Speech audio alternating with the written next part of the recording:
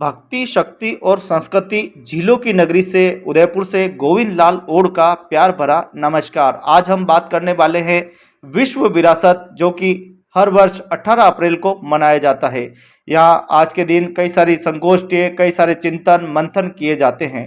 आज हम अपने भारत के जितने भी पुरातत्व के संरक्षण में जो आ रही है विरासतें, वह किस प्रकार से जर्जर अवस्था में है और किस प्रकार से वो खंडर पड़ी हुई है, उसी मुद्दे को लेकर आज हम ये वीडियो आप सभी को समर्पित करते हैं। मैं सबसे निवेदन करूंगा कि जो भी सनातनी है, कम से कम एक बार इस वीडियो को अवश्य देखें। आज हमारे साथ यहाँ के क्षेत्र के पार्षद, पूर्व पार्षद मनोहर चौधरी जी हमारे साथ में जुड़ने वाले हैं, जो गंगू कुंड पर अपनी पूरी बात रखेंगे। उससे पहले मैं आपको बता दूं कि हमारे मेवाड़ के नाथ एकलिंग नाथ हमारे राजा है, और यहाँ के राजा पूर्व काल से ही जो है दीवान के रूप में वह गद्दी पर बैठते हैं। ऐसा हम सुनते आए हैं और आज भी सुन रहे हैं।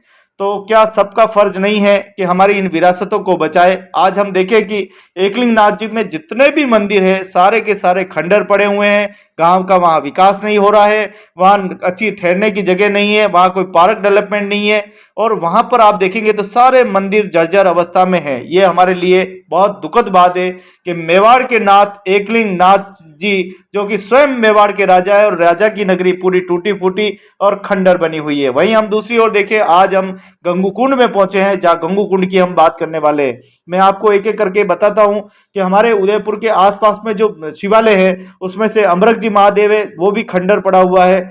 बुबेश्वर जी महादेव है, नांदेश्वर जी महादेव है, बड़बड़ेश्वर जी महादेव है, गुप्तेश्वर जी महादेव है, जामेश्वर जी महादेव है, हजारेश्वर महादेव जी है, सांडेश्वर जी महादेव है, केलेश्वर जी महादेव है, कमली महादेव है, और गोराना डैम के किनारे भी चंद्रेश्वर महादेव ऐसे के नाम है। जो ऐसे कई मंदिर है जो विश्व विरासत के मंदिर है, जो हमारी जर्जर अवस्था में, जो हमारी सबसे बड़ी धरोहर है। हिंदू समाज, हिंदू संस्कृति की सबसे पुरानी प्राचीनतम संस्कृति महादेव और शिवालय है। हमारी आस्था का केंद्र रहा है। चाहे मनसा महादेव जी के व्रत हो, चाहे शिवरात्रि का पर्व हो, या अन्य सोमवार का दिन हो, महादेव से हमेशा हमारा सनातनियों का, हमेशा पुरातत्व से, कालीन से हमारा नाता रहा है। हम सभी शिव के पूजक हैं और बड़े भाव के साथ भगवान भोलेनाथ की पूजा करते हैं। लेकिन ये मोटी मोटी तनख्वाह लेने वाले शासन और प्रशासनों ने हमारे इस व्यवस्थाओं को खंडर कर रखा है, जानबूझ करके खंडर कर रखा है। इसकी जिम्मेदारी जिनको दी गई है, वो अपनी जिम्मेदारी नहीं करते और एक दूसरे पर ढोले का काम करते हैं। मेरी जिम्मेदारी नहीं, उसकी जिम्मेदारी। कभी पुरातत्व कहता है कि हमारी जिम्मेदारी नहीं है, कभी राज परिवार की तरफ से, एकलिंग नाथ ट्रस्ट की तरफ से कहा जाता है।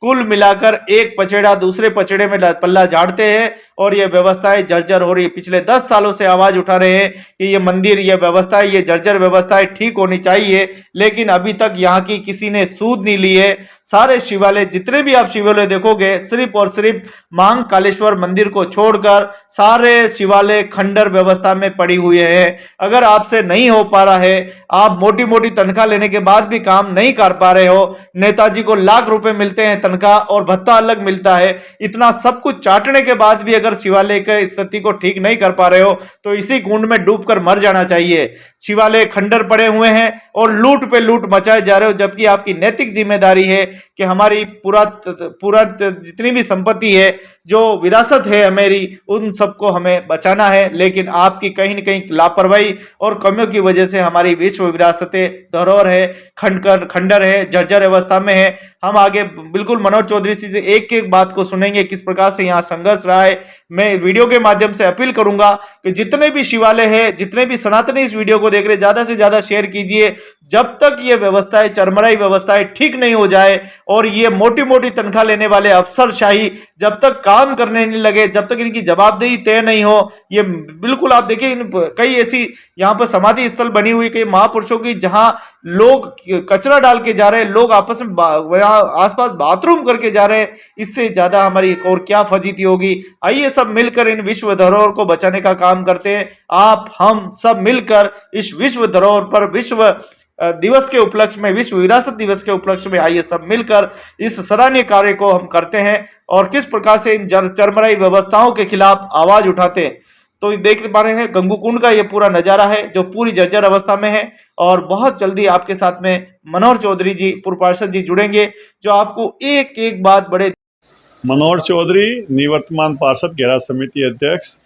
आज विश्व विरासत दिवस है और इस दिवस पे मैं सबसे पहले तो हमारी जो बाप दादाओं ने हजारों वर्ष पुराने हमारे मंदिर और जो बड़े बड़े भवन महल वगैरह सब बना के गए हैं, जो कह सकते हैं कि वैसी चित्रकारिता और वैसी शिल्पी जीवन में देखने को नहीं मिलती है। मगर आज देखने को आता है कि वास्तव में कुछ काम तो जैसे मोदी जी देश के प्रधानमंत्री बने तो उन्होंने अयोध्या में राम मंदिर बनाया, एक अलग ही शिल्पी का काम दिया। काशी में विश्वनाथ मंदिर का उन्होंने एक अच्छा किया। कुछ काम करने की उन्होंने कोशिश की और वो चाहते हैं पूरे देश में जितने भी हमारे पुराने मंदिर बने हुए हैं उनका सुधार किया जाए। ऐसे राजस्थान सरकार में हमारे दिया कुमार जी मंत्री है, उप मुख्यमंत्री जी इस विभाग के मंत्री भी हैं।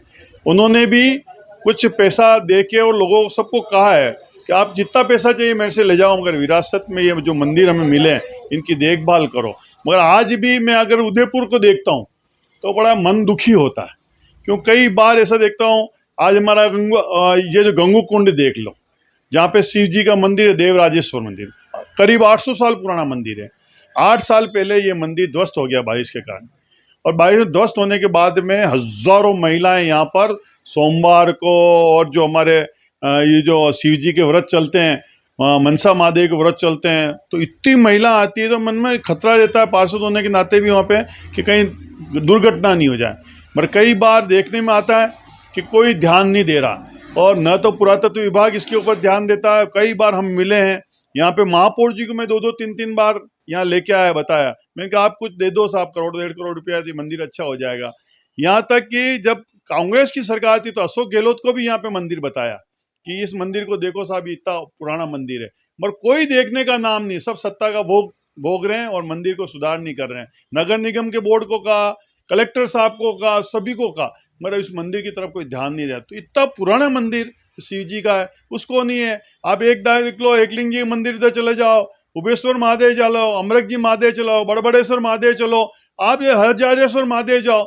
आप इतनी पुरानी पुरानी मंदिरों की जो छवि बनी हुई है, जो कलाकृति शिल्पी हुई है, जो हमारे बाप दादा छोड़ के गए, आज उनके वंशज है लक्षराज सिंह जी, करोड़ों रुपए आज एकलिंग ट्रस्ट से कमा रहे हैं।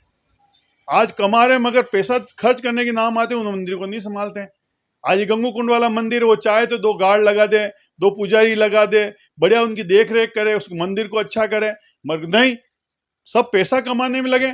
लक्षराज सिंह जी को याद करना चाहिए, उनके बाप दादा इतनी बड़ी बड़ी विरासत छोड़ के गए, उनको संभालने का दिन है, याद करने का दिन है। आज विश्व विरासत जो हमारे बाप दादा छोड़ के गए उसको कैसे संभालूं। केवल पैसा कमाना ही नहीं, कुछ पैसा लगाना भी सीखना चाहिए। तो इसका मेरा कहना है कि अगर हमारे राजा दरबार जो है, जिन्होंने संस्कृति के लिए अपना बलिदान दिया, अगर आज के जो महाराणा मेवाड़ कहलाते हैं, सब कहलाते हैं, अगर वो संस्कृति की रक्षा नहीं करेगी तो संस्कृति फिर इनकी रक्षा नहीं करेगी, इन लोगों की रक्षा क्यों। संस्कृति की रक्षा होनी बहुत जरूरी है, और संस्कृति की रक्षा करने का काम महाराणा मेवाड़ का है।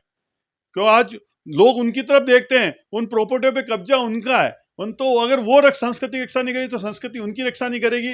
ये अच्छी तरह से उन लोगों को भी जान लेना चाहिए। मेरा एक ही निवेदन है कि ये जो विरासत दिवस पे आज जो बड़े बड़े ओहदे पे बैठे हुए हैं, चाहे वो बीजेपी की सरकार हो, चाहे वो कांग्रेस की सरकार हो, चाहे सांसद हो, विधायक हो, हमारी इस विरासत को संभालना बहुत जरूरी है। अगर इस विरासत को नहीं संभाला तो इस संस्कृति नष्ट हो जाएगी, और संस्कृति को और अपने धर्म की रक्षा जो नहीं कर पाया उसको आगे जीवन में कभी कोई याद नहीं कर पाएगा। इसलिए हमारा सबका नैतिक दायित्व है, हम लोगों का भी दायित्व है, नागरिकों का भी दायित्व है कि ऐसी विरासत की चीजें जो बनी हुई है, मंदिर महल जो भी बने हुए, शिव जी का हो, लक्ष्मी जी का हो, विष्णु जी का हो, ब्रह्मा का हो, जो भी मंदिर है, उनका कहीं पे भी दुरुपयोग नहीं करें, उनको कहीं नुकसान पहुंचाने की कोशिश नहीं करें, और हो सके तो जितनी अपने से मदद वो करें। और सरकार से मैं निवेदन करना चाहता हूँ कि आप बचा लो इस विरासत को, नहीं तो ये विरासत और ये संस्कृति आपको कभी माफ नहीं करेगी। इसलिए मेरा निवेदन है इस विरासत दिवस पर कि ये जो चीजें हैं जो ध्वस्त होती जा रही, इतने बड़े बड़े, आज एकलिंग जी चले जाओ, आज हमारे महलों के पीछे हजारेश्वर महादेव के इधर चले जाओ, बड़बड़ेश्वर महादेव के यहाँ चले जाओ, और पूछो जामेश्वर महादेव, इतने बड़ी वहाँ पे लोगों का आना जाना रहता है, मगर कोई ध्यान नहीं देता है। इसलिए मेरा निवेदन है इस विरासत पे, जितनी हमारे पूर्वजों ने, बाप दादाओं ने जो शिल्पी छोड़ के गए, जो बना के गए, उनकी रक्षा करना हमारा काम है। आपको इस क्रम में बताना चाहता हूँ कि महाराणा प्रताप की जमीन है। यह महाराणा प्रताप अष्ट संस्कृति को बचाने के लिए, सनातन धर्म को बचाने के लिए वो लड़े, जंगलों में रहे, और आज उनकी जन्म इसलिए देख लो आप, उसको कोई ध्यान नहीं दे रहा है। उनका जब राज तिलक हुआ गोविंदा, वो देख लो, उनका नहीं हुआ। चावंड में जिनका अंतिम सांस ली, वहां पे। तो ये सब चीजें हैं। और मैं एक चीज बताऊं, हमारे यहाँ पर हर 500 फीट मीटर पर एक विरासत का एक हमारा मंदिर बने हुए हैं। हमारे बाप दादाओं ने मंदिर बना के गए ताकि हम लोगों की संस्कृति, हमारी युवा पीढ़ी उसको देखे, उसमें धर्म जागरण हो, उसमें आदर्श पैदा हो। और ये हुआ, आज देखो, मैं एक पार्षद था, मुझे पार्षद होते हुए इस मंदिर को बनाने के लिए मुझे संघर्ष करना पड़ा, और यहाँ तक कि वहां पे जो टाइलें लगे उसके लिए मुझे हाथाजोड़ी करनी पड़ी महापौर को कि मंदिर के लिए टाइलें लगाओ तो पर्यटक आते हैं। और आता था मुझे मंदिर के लिए, मैंने कहा 50 लाख रुपए भी दे दो। महापौर जी ठस से मस नहीं हुए, नहीं दिए, 50 लाख नहीं दिए। ये तो मैंने संघर्ष करके ये टाइलों का काम, रंग रोगन का काम, मरम्मत का काम, ये जो थोड़ा मैं करवा पाया, वहां पे मैंने लाखों रुपए लगा के वो क्या, महापौर जी क्या पता क्या जची कि मैं 50 लाख रुपए नहीं दूंगा, नहीं दूंगा, नहीं दूंगा। अड़ गए वो बस कि मैं नहीं दूंगा।